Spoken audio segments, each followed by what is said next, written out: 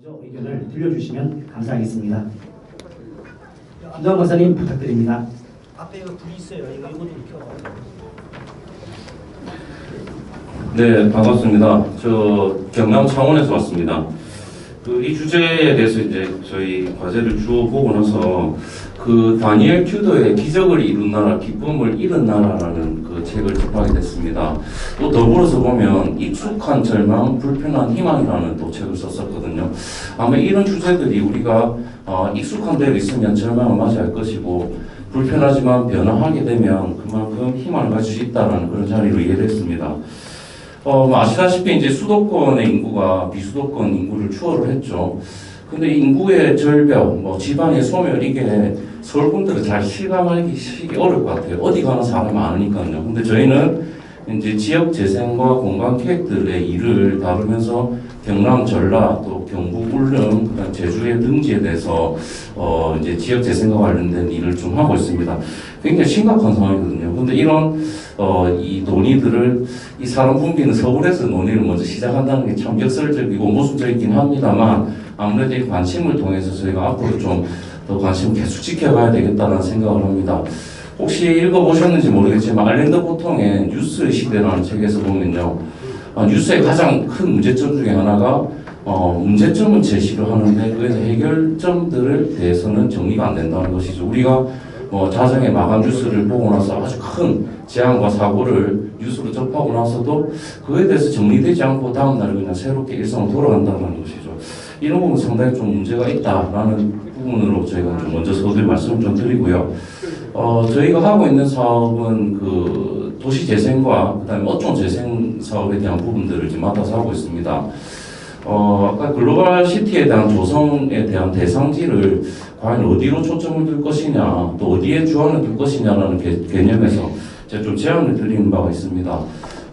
실제 어촌 뉴딜 300 사업이 300개 어항에 대한 기반 시설을 개선하고 배후 마을에 대한 정주 여건을 개선한 사업들을 했었고요. 그에 이어서 이제 윤석열 정부 때에 어촌 신활력 증진 사업을 또 300개소를 선정을 차츰 해가고 있습니다.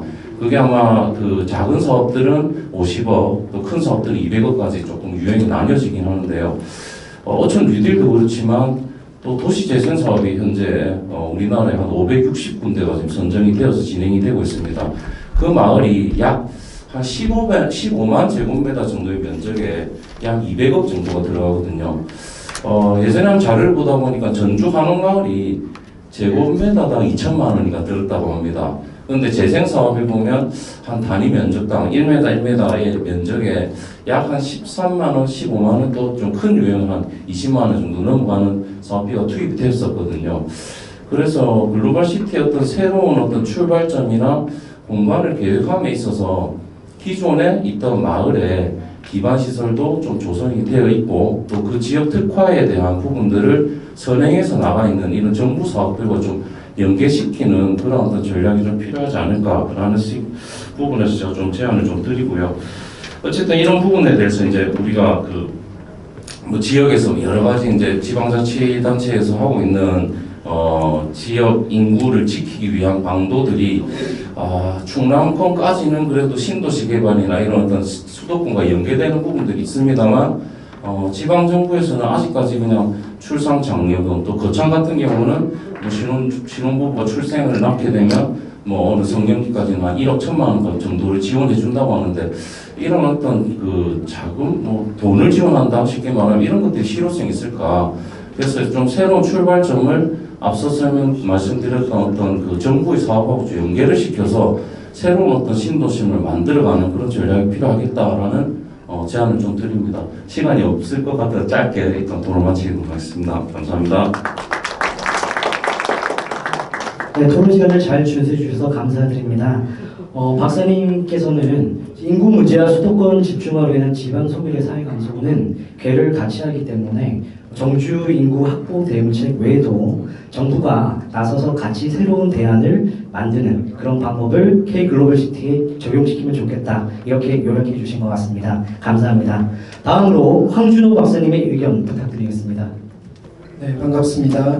황준호입니다. 저는 한국건축가협회 스마트 융합 디자인 위원장이고, 그다음에 스마트 건설 교류회 초대회장을 했습니다. 그리고 AI 스마트 홈 산업협회 전문위원을 하면서 국제인공지능윤리협회 상임이사이기도 합니다.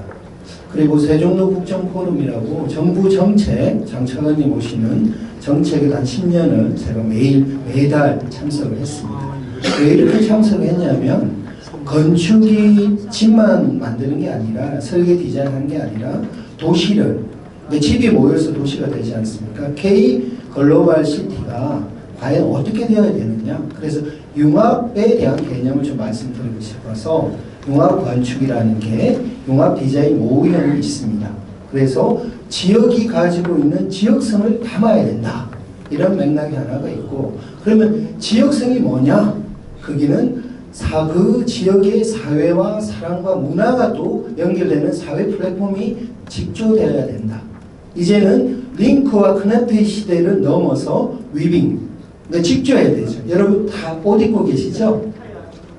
도시도 우리가 이런 직조된 아주 특화된 국제복합도시 모델이 되어야 됩니다. 그리고 마지막으로 세 번째 말씀드리고 싶은 거는, 저는 도시를 조금 더 세분화시키면 마을입니다. 마을은 소셜의 유니트입니다. 그래서 집은 가족이 같이 어울려 살지만 집들이 모여서 도시로 바로 점핑하는 게 아니죠. 마을이 됩니다. 그래서 전통 마을이 있고 현재 우리가 사는 마을이 있고 미래 마을이 있을 건데, 지금 우리가 도시화가 70-80% 도시화가 됐는데 옛날에 좋은 전통 마을의 좋은 부분을 다시 되살리면서 현재와 미래로 가는 그런 어떤 마을 단위에 대한 연구가 더 필요해서, 저는 마을 도시, 마을 국가, 마을 세계까지 가야 되지 않겠냐. 전 세계 마을의 개수는 거의 1000만 개가 될 수 있습니다. 왜냐하면 600명 곱하기 1000만 개 하면 60억입니다. 그죠? 우리가 손에 잡히는 국제복합도시는 마을의 개념으로서 우리가 다시 융합과 함께 집은 작은 도시고 도시는 큰 집입니다. 그래서 이 모임을 통해서 그 집 같은 우리 미래의 국제복합 K 글로벌 시티에 여러분의 많은 의견들이 담겨서 오늘 토론회를 마쳐서 국토균형 발전에 더욱 좋은 아이디어가 나왔으면 합니다. 감사합니다. 네, 발표 시간 잘 마쳐주셔서 감사합니다. 박사님께서는 지역성을 담아 직조된, 위빙된 도시 건축을 K 글로벌 시티에 적용하면 좋겠다 이런 말씀을 해주셨고, 또한 마을 단위를 이제 도시로 개발하는 방법을 자세히 설명해 주셨던 것 같습니다. 자, 그러면 이제 저출산 인구 문제 감소와 관련해서 늘 함께 고민하는 문제가 바로 고령화 문제라고 생각합니다. 여기에 대한 대책 또한 나와줘야 될 것 같습니다. 임종환 박사님의 의견을 먼저 들어보고 싶습니다. 여러분 반갑습니다. 임종환입니다. 오늘 날씨도 차가운데 이렇게 원근각지에서 와주셔서 대단히 감사드리고요. 저는 오늘 부동산 연맹 한국 대표 부회장을 맡고 있는 임종환이라고 합니다. 사회자께서 주문하신 질문에 대해서 말씀을 드리는데, 지금 이거 관련해서 이론적 고찰에 대해서는 일체 앞서 많은 설명이 있었기 때문에 말씀을 드리지 않고 현실적인 문제를 좀 말씀을 좀 드리겠습니다. 엊그제 발표에 의하면 70대가 20대를 넘어섰다는 수치가 나왔습니다. 우리나라는 이제 이미 고령사회가 아니라 초고령사회로 진입을 했고 70대 인구가 20대보다 많은 나라가 됐습니다. 그러면 이걸 거꾸로 우리가 벤치마킹을 할 수 있는 것은 일본입니다.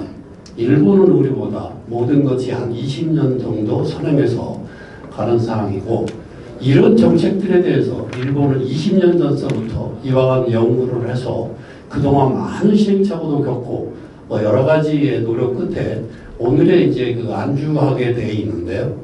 저희가 회사나 또 협회를 통해서 작년에 일본의 고령사회 실버타운에 대한 현황 조사를 하기 위해서 약 한 15일간의 지금 전국 서치를 했고 거기서 벤치마킹을 해와서 우리가 와봤습니다. 일본도 20년 전에 이러한 문제가 봉착이 돼서 각 지방자치단체에서 서로 경쟁을 무지하게 했습니다. 결국 인구 뺏기예요. 이 마을에서 뭘 해줄 테니까 우리 동네로 와라. 저 마을에서 뭘 해줄 테니까 우리 동네로 와라. 그것이 지금 우리나라에서 지금 현재 이루어지고 있습니다. 고향 기부, 해남으로 오세요. 뭐로 오세요? 우리 마을로 오면 뭘 어떻게 해주세요? 집을 공짜로 주세요. 이거는 지금 인구 뺏기예요. 이 마을 사람은 일로 뽑고 저 마을 사람 일로 뺏고 이러한 막대한 시행착오를 일본에 겪어와서 그 문제가 되고 사회 문제가 되고 또 그런 가장 그 근본적인 핵심은 뭐냐면 소득입니다. 소득이 없이 소비가 이루어질 수도 없고 소득이 없는데 어떻게 가정을 잇고 인구를 창출할 수 있습니까? 그래서 소득이 없어요. 그러면 어떻게 해서 소득을 창출할 것이냐 많은 연구를 한 끝에 기업을 유치하고 뭘 지역 활성화하고 여러 가지 노력을 했으나 기업은 기업대로 또 컨디션이 맞아야 가는 겁니다. 이번에 어디 지방에서 SK를 유치하기 위해서 뭐 땅을 100만 평 주니 뭘 하니 전 국민이 유치하기 위해서 캠페인을 벌이고 했지만 SK는 가지 않았습니다. 용인 수도권으로 갔죠. 왜 안 갔겠어요?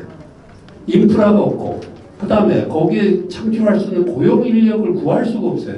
젊은이들이 가지를 않으니까 돈을 더 줘도. 그래서 그 유치를 실패했는데 결론적으로 그러다 보니까 일본도 이제 어떻게 전환을 했냐. 아까 얘기했지만 그 지역의 특성을 활성화시켜서 특화할 수 있는 것을 소재로 삼아가지고 조그맣게 이벤트를 시작해서 관광으로 치중을 했습니다. 그래서 무슨 관광 그러니까 그런 그 히스토리를 가지고 그런 새로운 컨텐츠를 갖다서 젊은이들이 어떤 메트로 문화의 반성에 대해서 가고 모이고 해서 그것이 하나의 축제가 돼가지고 조그만 축제가 크게 돼서 하나의 연례적인 행사가 돼서 그러다 보니까 사람들이 늘어나요. 그 대표적인 케이스가 이번에 저 충남 어디 무슨 시장인가 백종원 씨가 시장을 해서 활성화시켰지 않습니까?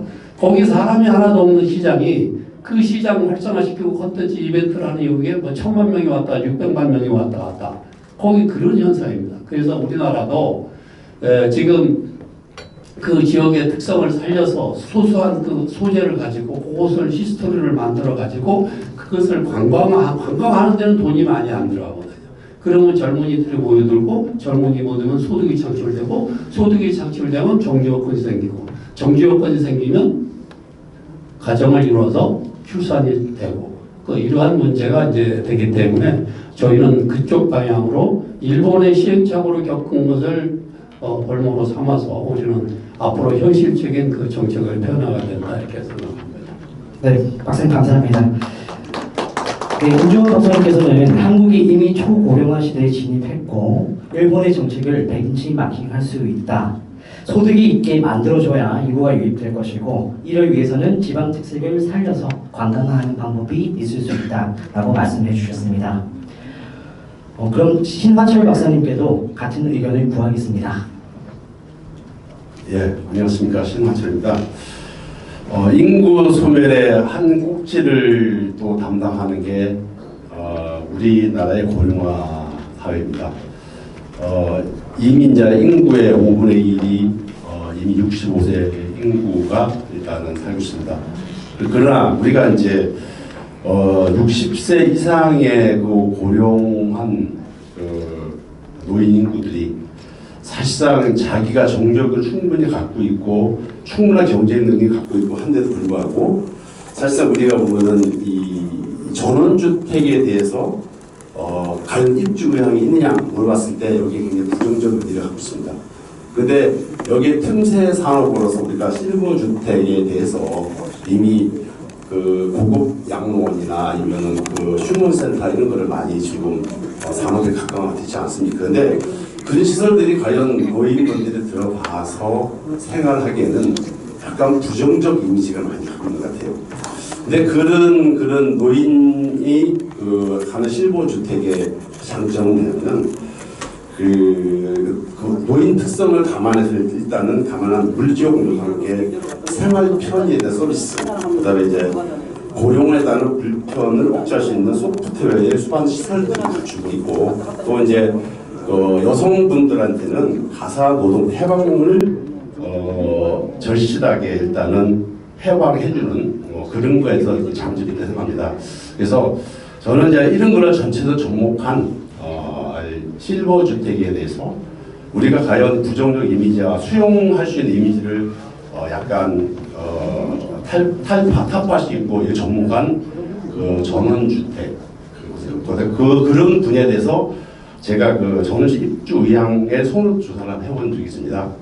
그래서 과연 이런 전원주택에서 충분하게 쾌적한 주거를 제공할 수 있고, 그다음에 이제 병원하고 연계된 시설, 그다음에 생활 문화를 위한 문화 시설, 그다음에 생활 서비스에 대해서 뭐 급식 서비스라든가 생활 보조 서비스, 또 전원주택에서 가장 필요한 부분이 이제 그 주택에 대해서 일단 물리적인 그런 서로 간의 청소와 가든징 서비스 같은 거, 정원 뭐 이런 가꾸기 이런 서비스를 충분히 제공할 수 있고, 그다음에 혼자 살고 있으면서 아니면 부인 살고 있으면서 건강을 체크할 수 있는 건강 관리 서비스, 그게 뭐냐면 소위 말해서 의료 응급 체계와 정기 건강 검진 뭐 이런 서비스를 해주고, 그다음에 문화 활동 서비스 해줄 수 있는 이런 전원주택을 가미한 이런 단지를 만들어서 공부한다 그러면은 그 지역의 정주 요건을 충분하게 우리가 갖출 수 있고,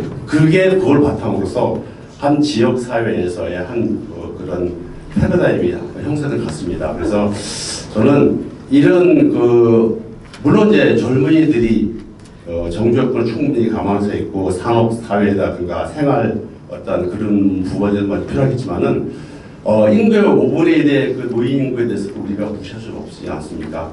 그 노인 인구에 대해서 고령화 사회에 충분한 그 정주와 아니면 그런 문화 여건을 갖춘다 그러면은 그 지역에 대한 인구 소멸도 과연 우리가 방지할 수 있고, 충분하게 인구가 소위 말해서 우리가 압출 요인이라고 있죠. 그러니까 인구 소멸된 이유는 압출 요인과 흡인 요인 두 개 있지 않습니까? 근데 그런 요인들을 방지하면서 우리가 핵 가족화에 있는 그 시설 그런 것도 우리 옛날 전통의 그런 문화로 서로 간에 표현할 수 있는 그런 것도 만들 수 있다고 생각합니다. 그래서 저는 이제 그 전원주택에 대해서 이제 우리가 입주 의향에 대해서 선호도 조사한 결과 어쨌든 이런 충분한 여건을 가지고 있다 그러면은 이런 분들도 그런 데서 충분하게 내가 입주를 할 수 있는 그런 선호도가 굉장히 많다는 생각이기 때문에 이런 거를 정책 방향을 접목해서 한번 했으면 좋겠다는 생각하고 있습니다. 감사합니다. 네, 박사님 감사드립니다. 네, 박사님께서는 신도년청으로 주목받는 분들의 전원 마을 혹은 실버타운에 대한 선호도에 대해서 말씀해 주셨고, 이분들의 의견을 잘 제공한다면 뭐 병원이라든지 문화, 생활지원, 그 밖에 가드닝 서비스, 건강관리 서비스 단지 등이 조성된 형태가 있다면 충분히 정주형 인구를 확보할 수 있고 거기에 따른 인구 유입을 기대할 수 있을 것이다, 이렇게 말씀해 주셨습니다. 이처럼 K글로벌시티는 다양한 형태가 접목될 준비를 하고 있다라고 앞서 지태용 회장님께서 말씀해 주셨습니다. 많은 기대 부탁드립니다. 자, 그럼 지방 소멸과 관련해서는 도시와 농업, 어업 인력이 줄어드는 문제를 빼고는 앞서도 물론 얘기 나왔지만요, 이를 빼고는 이야기할 수 없으리라고 생각합니다. 김동성 박사님 의견 부탁드립니다. 네, 안녕하십니까. 먼저 이런 뜻깊은 자리에 이렇게 토론자로 나서게 해주신 우리 지태용 회장님께 진심으로 감사드리고요. 저는 현재 글로벌 취업지원센터 이사장과 그 다음에 중소벤처부, 중진공, 수행기관으로 콜앱 인터넷이라는 민간회사 IT 회사를 운영하고 있는 김동성입니다. 반갑습니다. 제가 오늘 키워드로 제시하는 것은 농업으로 귀농귀촌을 해야 되는데 말은 쉽습니다. 그런데 이게 허와 실이라고 하죠. 그런데 실패한 청년 농들이 많고 채무만 잔뜩 지고 다시 도시로 와서 신용불량자로도 살아가는 청년들이 많습니다. 안타까운 현실인데 여기서 보면은 저는 이 포럼이라는 것은 전문가 2인을 놓고 하나의 토픽을 가지고 그냥 같이 공감을 하는 겁니다. 그리고 거기에 대한 해결점을 갖다 서로 토의하는 시간이 바로 포럼인 것입니다. 그래서 제가 키워드를 놓으면은 과연 제가 이제 말씀드리고 싶은 건 뭐냐면은 첫 번째로는 농촌에 아니면 K글로벌 시티에 인구 유입을 하는데 누가 역할을 해야 될 것인가? 그것은 중앙부처의 교육부, 그 다음에 경제부, 국토부, 문체부, 보건복지부, 법무부, 외교부 다 들어와야 됩니다. 지원을 해줘야 됩니다. 이게 바로 국비입니다. 재정지원이요. 그 다음에 지자체에서도 물론 해줘야 됩니다. 민간인이 못하죠. 왜 K골 지태희 선생님이 한국부동산협회에서 무슨 수로 이것을 하겠습니까? 그죠?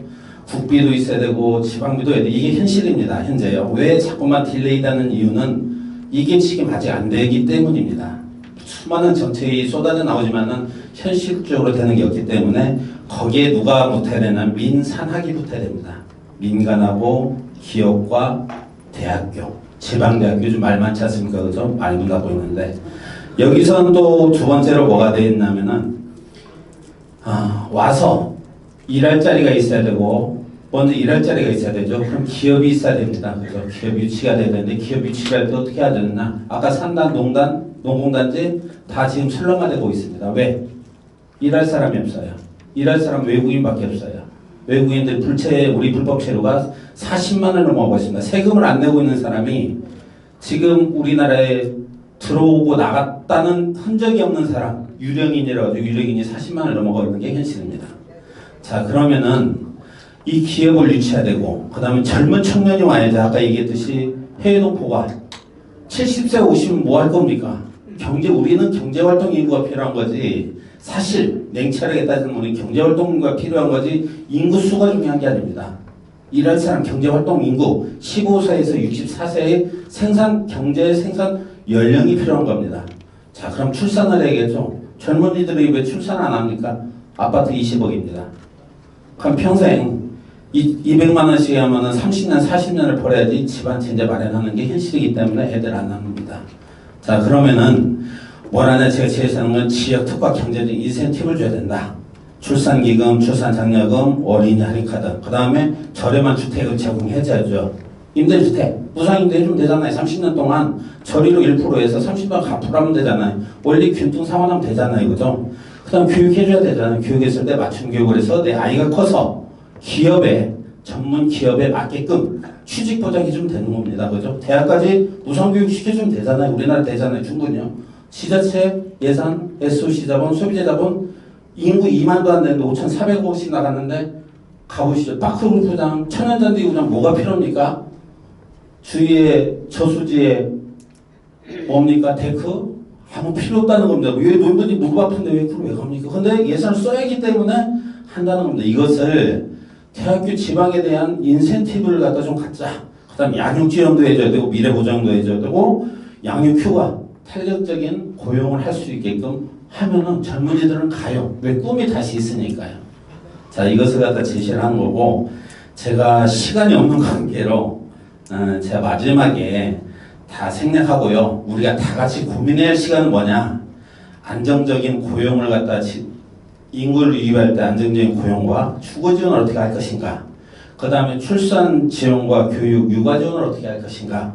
그 다음에 기업 유치를 하면서 그 세제 혜택이라든가 기업들한테 인센티브는 무엇을 줄 것인가? 그 다음에 가장 지방 소명을 도시에서 필요한 게 일자리, 그 다음에 문화, 의료복지, 그 다음에 교육 인프라입니다. 이것을 어떻게 할 것인가? 그 다음에 재외동포 왔을 때 이 사람들의 정책 방향을 어떻게 할 것인가? 그 다음에 외국인 노동자 포용 정책을 어떻게 할 것인가? 마지막으로 가장 중요한 건 뭐냐면은 이 다각적인 집합체들이 모였을 때 거기에 대한 갭들, 문화적인 차이, 사회적인 차이, 생각, 인식에 관한 차이들을 어떻게 줄여줄 것인가가 우리가 해야 할 일이라고 생각합니다. 이 부분에 대해서 서로 고민하고 오늘 그런 토의하는 시간이 가졌으면 좋겠고요. 답은 없는 것 같습니다. 하면서 수정 보완이 가장 중요하고 누가 먼저 실행할 것인가, 스타트를 할 것인가. 옛날에 정주영 회장님께 말은 해봤긴 해봤어. 해봐야 된다는 겁니다. 이게 오늘 지태영 회장님이 그 열정과에 항상 박수를 보내는데 그런 해봤어를 갖다 여러분들이 각자 하신다면은 좀 한 걸음 더 바짝 다가섰지 않을까 생각합니다. 이상으로 마치겠습니다.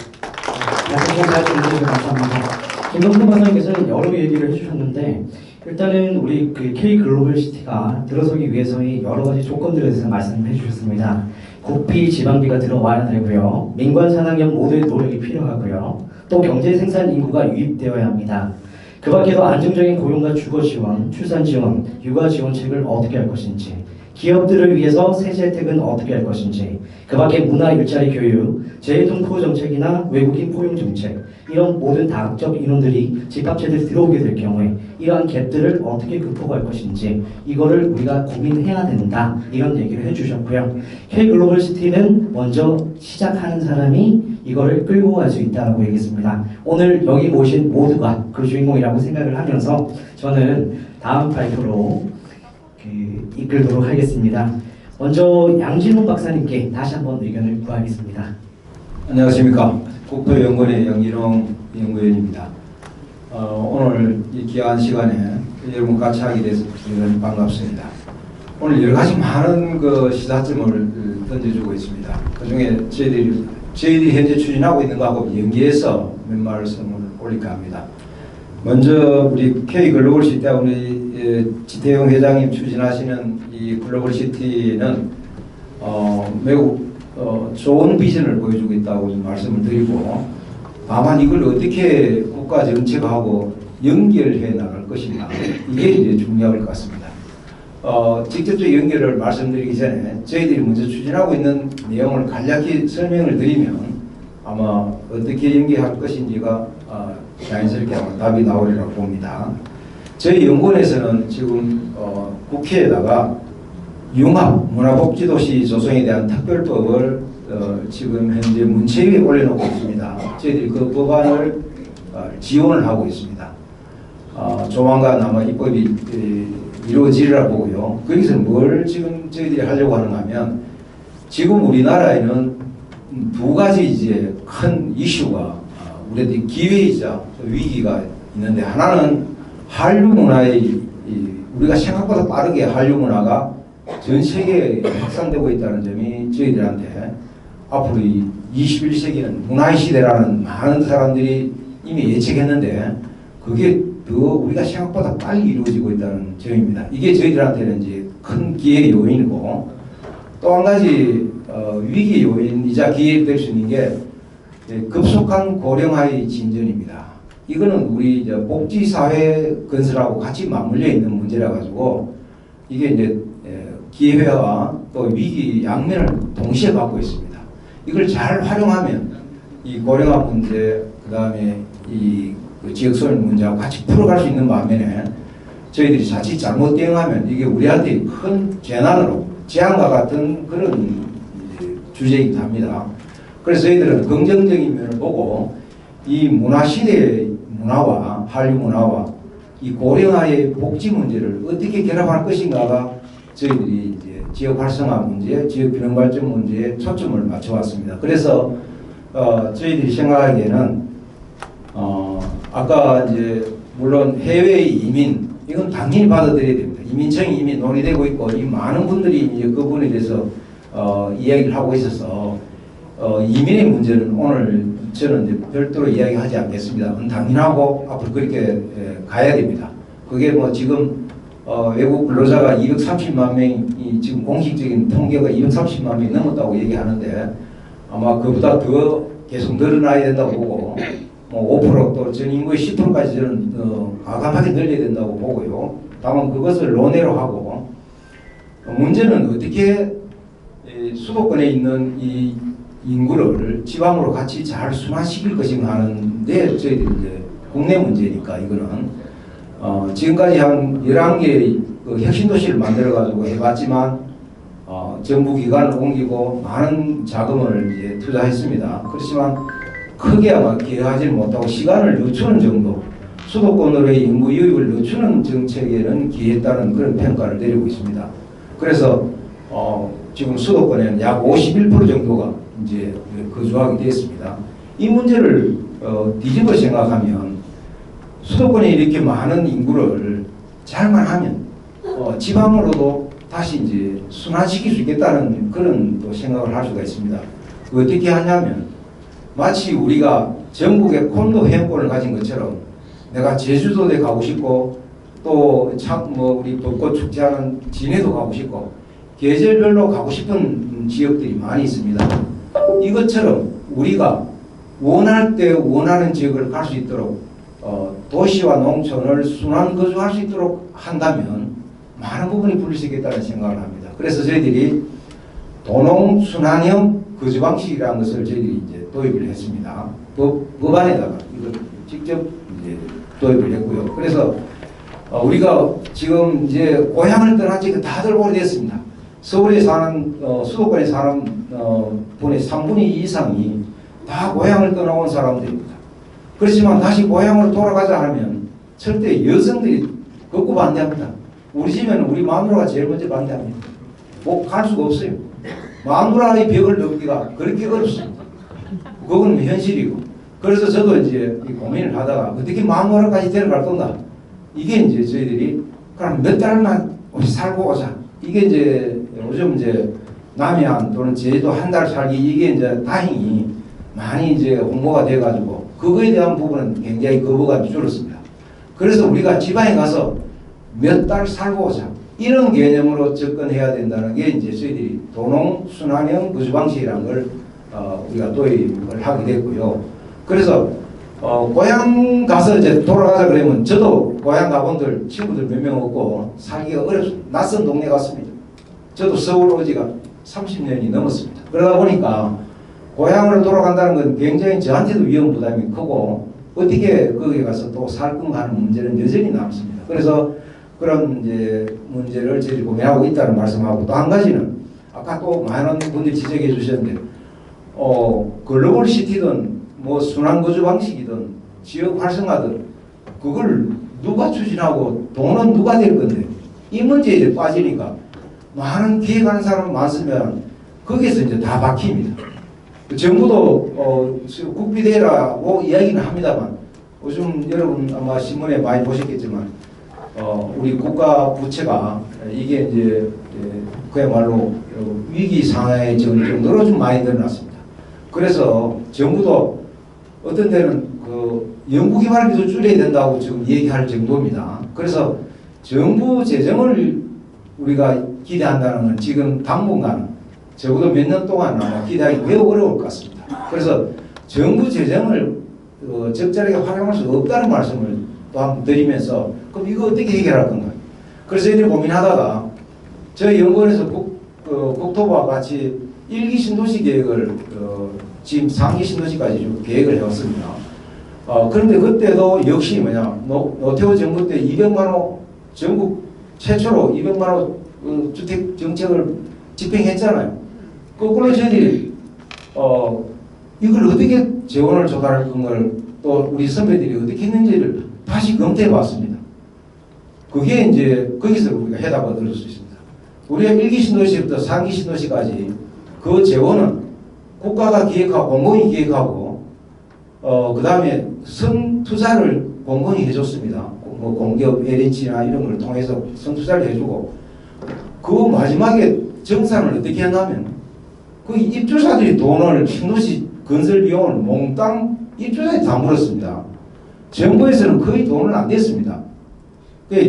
기획을 하고 법적인 안정적인 제도를 운영해주고 신뢰를 준 게 그게 공공이 한 역할이고 결국은 이제 부족하다는 공원 도시 인프라 이 지하철 문제까지 전부 다 그 돈을 다 개별 입주자들한테 평당 얼마씩 해서 여러분이 받은 그 아파트에 다 녹아 있습니다.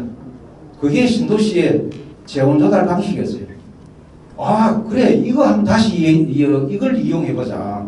우리의 고령화 문제나 이 지역 문화 문제를 풀 때 결국은 공공이 기획을 잘하고 이걸 시민들이 잘만 협조한다면은 결국 우리 문제는 우리 스스로가 돈을 내는 구조입니다. 그게 시민 자본입니다. 그래서 저희들이 이 입법을 하는데 한 3년간 고민을 하다가 노무현 정부 때 저출산 고령사회위원회를 만들어가 제일 활발하게 대통령이 고령화 문제, 저출산 문제에 개입했습니다. 그래서 그게 이제 대통령 직속으로 조직을 만들었는데 그때도 저희 5개 연구기관들이 KDR을 비롯한 저희 연구원들이 2020년대에 이 고령화 문제, 저출산 문제를 어떻게 해결할 건지 각 정부 부처에 미치는 영향은 뭔지를 5개 연구기관이 합동 연구를 시켰습니다. 그때도 저희들이 마지막에 고민되는 게 재원 조달 문제였습니다. 이 재원이 얼마가 들어가냐면 그 당시에 정부 예산이 한 340조, 죄송합니다. 마무리를 부탁드립니다. 한 340조 들어갔는데 실제 들어가는 돈은 1000조 이상이 들어간다고 했습니다. 지금 이제 우리나라 예산이 한 680조 됩니다. 이걸 비례한다면은 한 2000조 들어간다고 이렇게 지금 기준으로 하면 한 2000조 정도 들어가는 돈입니다. 그래서 저희들이 고민을 하다가 그러한 재원 조달 방식을 거꾸로 신도시 조성 방식의 거꾸로 적용해서 결국은 시민이 모든 문제를 해결할 수밖에 없고 그 재원 조달도 시민이 부담합니다. 그래서 이거를 누구한테 떠넘기지 말고 이건 우리가 풀어야 할 문제라고 우리가 인식한다면은 결국은 이 비용 분담을 통해 세대 간 비용 분담을 통해서 이 재원 조달 문제를 해결할 수 있다고 봅니다. 그래서 저희들이 법에도 재원 조달 방법을 처음으로 기금 방식을 도입했습니다. 시민이 내는 돈으로 마치 주택 부금 우리가 청약 부금 넣듯이 매달 얼마씩 노후 준비를 하면서 그 돈으로 기금화시킨다면 여기에 필요한 재원을 조달할 수 있다고 저희들은 판단했고, 그 다음에 이제 우리 국민은행이나 우리 은행에다가 시뮬레이션을 의뢰했더니만 놀랍게도 저희들이 기금 조성 방식은 이건 충분히 가능하다는 답변을 얻었습니다. 그 나중에 여러분들이 이 자료가 필요하다면은 아마 오늘 주최 측에다가 얘기하시면 제가 그 설명 자료를 보내드리도록 하겠습니다. 그래서 이 자료는 저희 연구원에서 공식적으로 내놓은 자료이기 때문에 여러분한테 공유하도록 해도 괜찮습니다. 그래서 입법 전 관련된 자료, 재원조달 관련된 자료를 여러분한테 공유해드리겠습니다. 그래서 재원조달 문제는 그렇게 풀 겁니다. 시민이 낸 돈으로 제대로만 집행하면 기금화해서 이 돈으로 우리는 얼마든지 이런 글로벌 시티를 조성할 수 있다는 말씀을 하나 드리고 한 가지만 더 말씀드리고 마무리하도록 하겠습니다. 그렇다면 앞으로 이제 이걸 어떻게 기존에 정부가 추진하고 있는 융합문화복지도시하고 글로벌 시티를 연결할 건가? 어떻게 보면 글로벌 시티는 그 여러 유행 중에 한 가지 유행입니다. 그래서 어떻게 보면 같이 갈 수 있습니다. 한 부분으로 이 도시에 넣으면 되는 것이고 우리 전국을 모든 도시를 글로벌 시티로 만들 수는 없습니다. 다만 특성대로 어떤 데는 의료 관광이 중심이고 어떤 데는 벤처 창업도 우리 판교처럼 그런 도시도 필요하고 그 다음 농업기반도 필요하고 또는 산업기반도 필요하고 다양한 유형의 도시가 존재합니다. 모두 일식으로 글로벌 시티를 만들 수는 없습니다. 그래서 필요한 곳에 이러한 단지를 같이 넣으면 되는 거고 아까 우리 며칠 전에도 우리 지회장님하고 상의했습니다. 조금 또 토론하기 전에도 그런 말씀을 나눴는데 같이 갈 수 있는 부분이 되게 많다. 그리고 얼마든지 공공과 민간이 같이 협업한다면 이건 매우 좋은 협업 사례가 될 수 있으라 보고 오늘 이 토론회를 끝나지 말고 민간과 공공이 협업하는 시작하는 그런 장이 된다면 공공에서 아까 필요한 자금 그 다음에 법적인 제도 그 다음에 토지 확보 사실 토지 확보하는 데서 또 많은 아마 개발자들이 여기에 아마 많은 분들이 동원합니다. 이게 몇 년 걸리고 이러다 보니까 토지 확보하는데 여러 가지 어려움이 많습니다. 그런데 이 법안에서는 토지 수용권을 부여해놨습니다. 이 융합문화복지도시의 조성에 대해서는 협의 매수가 원칙입니다만 그것이 되지 않을 때는 공탁을 하고 토지 강제 수용하는 방식을 저희들도 똑같이 해놔. 왜냐하면 이 공공목적이기 때문에 가능합니다. 그래서 토지 확보도 그런 식으로 하고 초기 자금도 우리 기금에서 자금을 지금 대부분 다 또 마중물이 없어가지고 시작을 못하는 경우가 태반입니다. 그러나 시작하면 여러 군데서 이제 펀딩이 가능한데 시작을 하기가 또 매우 힘듭니다. 그래서 공공에서 펀딩을 하고 초기 자금을 펀딩해주고 한다면 글로벌 시티도 우리가 조성할 수 있고 해외 이민 또는 우리 동포들이 또 한국의 재입국도 우리가 할 수 있으리라고 봅니다. 그래서 우리가 이미 많은 방법이나 이 제도나 이런 거에 대해서 다 알고 있습니다. 이걸 어떻게 이제 부서를 잘 꿰매듯이 우리가 민간과 공공을 어떻게 협력할 것인지를 그걸만 좀 더 연결 부분만 우리가 좀 다룬다면 오늘 우리 지회장님이 제안하신 그런 K 글로벌 시티하고 저희 연구원에서 입법 지원하고 있는 융합문화복지도시는 같이 갈 수 있고 정부 정책으로 이건 같이 갈 수 있습니다. 그래서 민간과 공공이 뭐 60대 40이 돼도 좋고 70대 30이 돼도 좋고 그건 도시마다 또는 단지마다 적절한 그 투자 방식을 통해서 한다면 다시 한번 우리한테 신도시 만들듯이 주택 200만 원 만드는 것처럼 대혁신을 우리 국가에다가 가져올 수 있다고 보고 여기에는 주거 문제 아니라 아까 많은 분들이 걱정하셨는데 일자리 문제도 같이 가져갑니다. 그래서 우리가 이 일자리 대부분을 누가 부담하고 있는가 하면 이 중소기업들입니다. 중소기업이 거의 87%의 일자리를 차지하고 있습니다. 일자리 수만 보면. 근데 부가가치는 물론 대기업이 많이 합니다만 대기업은 전체 일자리의 약 9.6%, 10% 내외 정도를 일자리를 담당하고 있습니다. 그래서 앞으로도 앞으로도 이런 일자리 문제라든지 우리의 그 주거 문제라든지 앞으로 이게 다양한 의료, 관광 이런 것들도 이런 민간 전문가들이 많기 때문에 이러한 사람들의 이런 분들의 아이디어를 잘 녹여 넣는다면 저희들은 훌륭한 글로벌시티 또는 융합문화복지단지를 같이 만들 수 있다는 생각을 하면서 이 글로벌시티를 응원합니다. 감사합니다. 박사님의 의견 감사드립니다. 양진호 박사님께서는 K 글로벌시티 조성을 위해서는 문화시대의 한류 문화를 적극적으로 활용하고 고령화의 복지 문화를 극복할 필요가 있는데 현재 이를 위해서 입법화를 추진하고 있는 융합문화복지도시 모형에 대해서 자세하게 설명해 주셨습니다. 예를 들어서 원할 때 원하는 곳을 갈 수 있게 하고 도농순환형 거주 방식을 이용해서 뭐 한 달 살기라든지 1년 살기라든지 이런 방식에 대한 요즘의 트렌드이기도 하죠. 이걸 활용할 수도 있겠고요.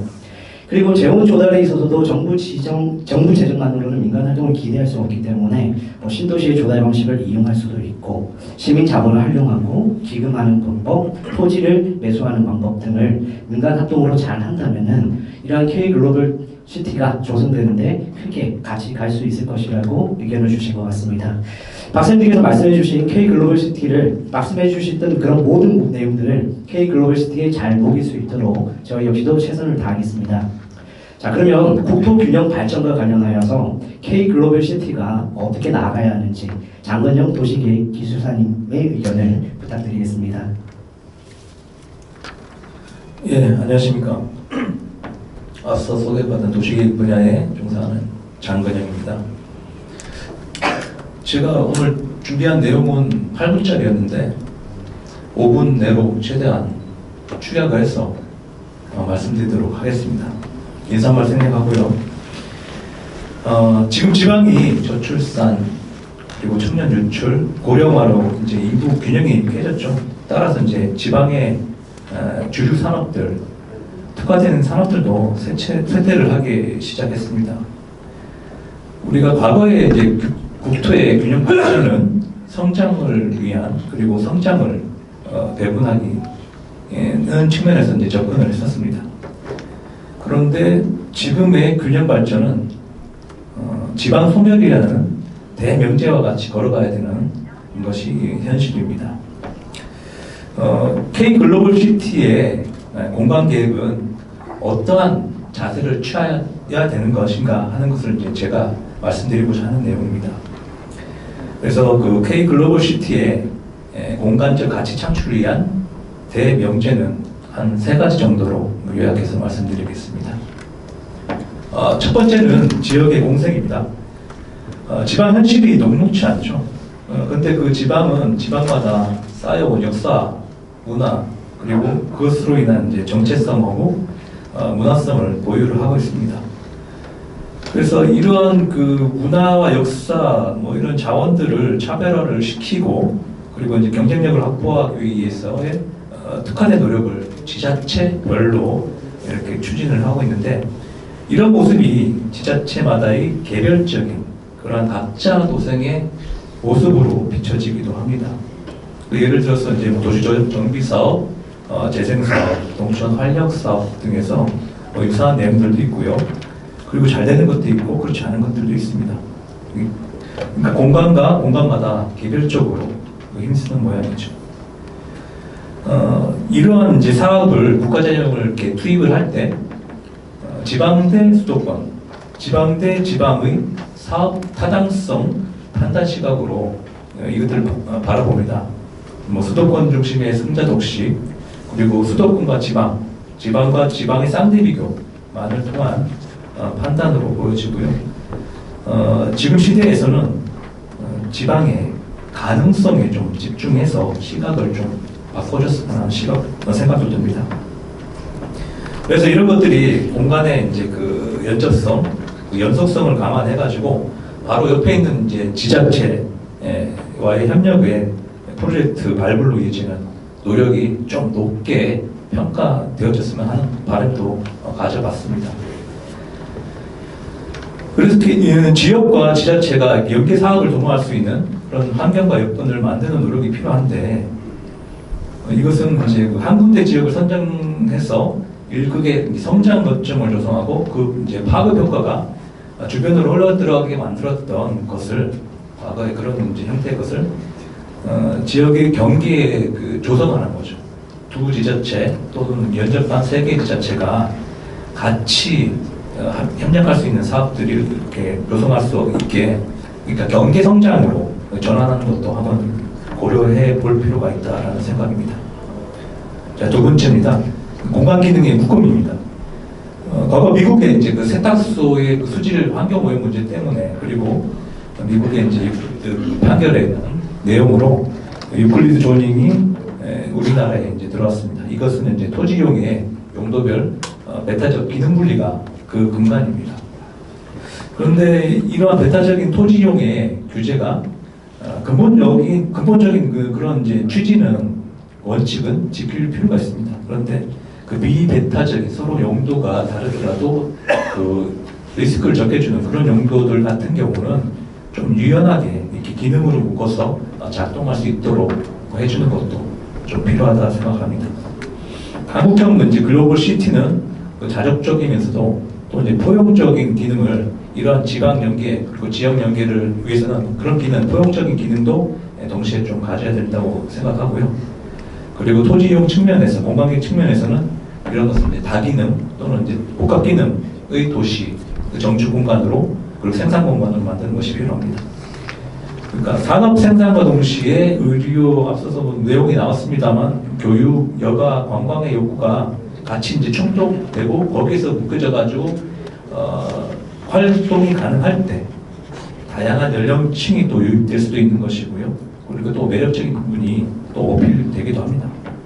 마지막입니다. 생산과 이제 창출의 공간입니다. 인구 절벽하고 지방 소멸을 얘기할 때 인구 문제로 이제 고령화 저출산 그리고 청년 인구의 역외 유출의 측면에서 바라보죠. 그런데 이제 고령화와 저출산은 세대 가속의 측면에서 청년들이 지방 정착하는 것을 꺼리게 만드는 요인이기도 합니다. 그래서 이제 특정한 연령별로 초점을 맞추는 정책 배분의 문제와 더불어서 생산과 창출이라는 시각으로 접근하는 것이 중요하다고 생각합니다. 앞서서도 잠깐 언급이 나왔는데 K 글로벌 시티의 공간 창출을 위해서 강조드리고 싶은 부분은 어떤 부분에 초점을 맞춰야 되는가? 생산과 창출의 공간으로 만들기 위해서는 생산 가능 인구의 지속적인 유입이 될 수 있는 공간으로 조성을 해야 된다고 생각합니다. 그래서 이들이 이제 청년들이 와서 정착을 하고 노년을 안전하게 건강하게 보낼 수 있는 그런 인생 사이클이 보장된 공간으로 조성하고자 하는 그런 노력이 필요하다는 것이 제 생각입니다. 앞서 말씀드린 그 세 가지 공간 계획의 대명제가 K 글로벌 시티의 공간 가치로 될 것을 기대를 하고요. 최근에 이제 정부 부처에서 발표하기를 지방 소멸에 대응하기 위한 대책으로 크게 행정 지원을 한다. 그리고 재정 지원을 한다. 또는 이제 그 지역별 생활 인구의 특성을 감안해서 지역 역량 강화 지원을 한다. 이렇게 3차원적으로 접근하겠다라는 발표가 올 1월 10일 정도에 발표가 됐습니다. 행안부 보도자료로. 그래서 이런 내용들도 기본으로 깔고 K 글로벌시티의 공간 조성에는 대상 지역의 이제 특성을 다양한 지원체계와 더불어서 좀 파악을 하고, 그리고 앞서 말씀드린 세 가지의 공간 그 계획 대명제나 이런 그 K 글로벌시티 조성의 내용이 스며들 때 그 한국형 글로벌시티의 지역의 맥락과 정체성을 살릴 수 있는 장소로 자리 잡을 수 있는데 도움이 될 것이다. 네, 그런 말씀을 드리고 마치겠습니다. 감사합니다. 네, 저희 교수님의 의견 감사드립니다. 지진님이 보충하실 거 있으실까요? 예, 오늘 이제 우리 박사님 토론들 잘 들었습니다. 우리가 이제 어떻게 과제를 놓고 접근하느냐에 따라서 방법론이 나오는 거예요. 예, 난 그렇게 좀 봅니다, 저는. 예, 왜 그러냐면은 법률에 의해 가지고 우리가 추진을 한다면은요, 지금 현재 있는 모든 일은 추진되는 게 없어요. 우리가 토론을 하고 제안을 하고 세미나를 하고 하는 원인은 뭐냐면은 안 되는 거를 만들기 위해서 만드는 겁니다. 그죠? 여론화를 시켜서 만드듯이. 그래서 우리 박사님, 우리 양 박사님하고 국토연구원 우리 이원신 양 박사님하고 저번 금요일날 만났어요. 예, 그 바쁜 와중에도 저희 영동도에서 급히 미팅을 해가지고 교감을 했는 부분이 그 부분이에요. 야, 이 두 개 다 우리 같이 담아서 가자. 민관이 함께 갈 수 있다면은 이거는 추진하는데 좋게 추진할 수 있는 방법이다. 현재 또 입법화하고 있지 않습니까? 그죠? 양선님 같이 좀 잠깐 좀 토론 좀 하시게요. 그래서 자, 이거를 어떻게 접근하는 방법과 어떤 방법을 만들어가느냐에 따라 가지고 계획을 하고 또 우리가 풀어나갈 수 있는 과제라고 보고 있어요. 일본의 일부의 층에서는 야, 이거 뭐 큰 프로젝트 이거 언제 세월에 가냐 이러는데 그분들이 보는 제가 보는 과제는 또 틀리게 있어요. 그에 빨리 지금까지 접근이 가장 짧은 시간에 접근한 것이 우리 국토연구원의 양진웅 박사님하고 저하고 단 불과 한 30분 안에 접근을 다 봤어요. 민관이 같이 가는 방법을 가자. 아까 말씀대로 60대 4면 60대 4로든지 이런 프로젝트를 가고 또 아까 말대로 기금 또 자금 조달하는 방법까지 기밀하게 추진을 할 수 같이 갈 수 있는 방법까지 토론을 했어요. 그래서 오늘은 제일 중요한 과제가 우리 국제법과 뜻이 이 방법을 어떤 방법을 풀어갔느냐 어떻게 정착시키느냐 이 과제지 지금은 저희들이 전국의 세 군데를 이미 진행을 하고 있어요. 진행하고 돼 있는데 실패라는 자체를 보고 가는 게 아니고 어떻게 안정적이 더 좋은 정착 방법을 가느냐를 찾는 거거든요. 이게. 예. 그래서 우리 여러 박사님들도 참고를 많이 하겠지만은 특히나 지금 현재 입법화를 지금 추진하고 있는 우리 국토연구원에 오신 양진 박사님하고 교감이 돼서 민관이 함께 추진하면 되겠다는 답을 이미 얻어가지고 오늘 토론에 같이 올라오게 됐다는 것을 말씀드립니다. 그게 제일 중요하다고 봅니다. 오늘은. 네, 감사합니다. 네, 민간이 함께 추진하고 있는 K글로벌 도시가 꼭 조만간 우리 눈앞에 보여지기를 희망합니다. 그리고 아까 전에 제가